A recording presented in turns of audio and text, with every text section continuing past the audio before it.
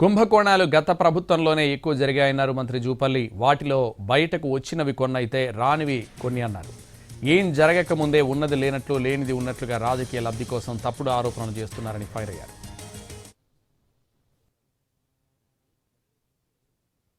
కోణాలనేవి గత ప్రభుత్వ హయాంలోనే చాలా జరిగినవి, బయటికి వచ్చినవి ఉన్నవి, బయటికి రాని ఉన్నవి.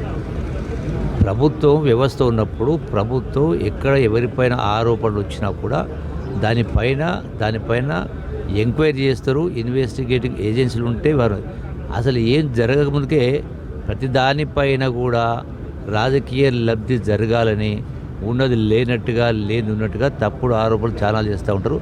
బట్టగాల్సి మీద చేసే గారు చాలా చేస్తూ ఉంటారు. వీటన్నిటికీ సమాధానం ఒకటే నేను చెప్పేది. వీటన్నిటిపైనే కదా గతంలో కేటీఆర్ మాట్లాడింది.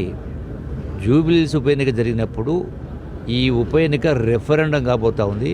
గడచిన 2 సంవత్సరాల కాంగ్రెస్ పరిపాలన, రేవంత్ రెడ్డి గారి పరిపాలన పైన ప్రజలు తీర్పు ఇవ్వబోతూ ఉన్నారు అన్నాడు. సో ప్రజలు తీర్పు ఇచ్చిండ్రు కదా. ఈ తీర్పు కంటే ముందు కూడా మీరు ఎన్నో ఆరోపణలు చేసిండ్రు కదా. దాని అర్థం ఏంది? మీరే అందరు కదా రెఫరెండం అని.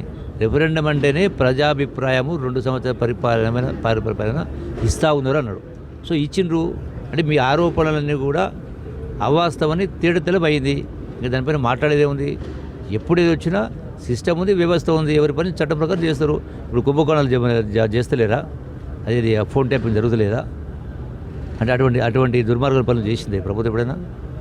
నాకు తెలిసి నాకు కూడా గడిచిన 40 సంవత్సరాల నుంచి ఈ సమాజంలో ఉన్నాం.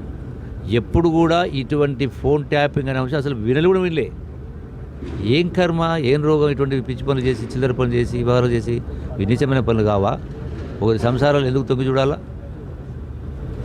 ప్రజల వ్యక్తిగత స్వేచ్ఛకు సంబంధించి, వ్యక్తిగత గోప్యకు సంబంధించి మీరు ఆ తప్పుడు పనులు చేసి మళ్ళీ ఉల్టా చోరు కోతవాళ్ళు గట్టినట్టుగా మళ్ళీ మాట్లాడితే ఇవన్నీ కరెక్ట్గా కేవలం రాజకీయ లబ్ధి కోసం అంతకంటే ముందు జూబిలీస్ ఎన్నికల ముందు ఆరోపణలు చేసిండ్రు. ఎందుకోసం? ఎన్నికలు లబ్ధి పొందాలని. స్థానిక సంస్థల సర్పంచ్ ఎన్నికలప్పుడు ఎన్నో ఆరోపణలు చేసిండ్రు. అయినా ప్రజలు తీర్పిచ్చిండ్రు. మళ్ళీ ఇప్పుడు రేపు తీర్పిస్తారు కదా. మీరు అన్ని ప్రశ్నలకు సమాధానం ఈ మున్సిపల్ ఎన్నికల్లో ప్రజలు తిరిగి ఇవ్వబోతున్నారు.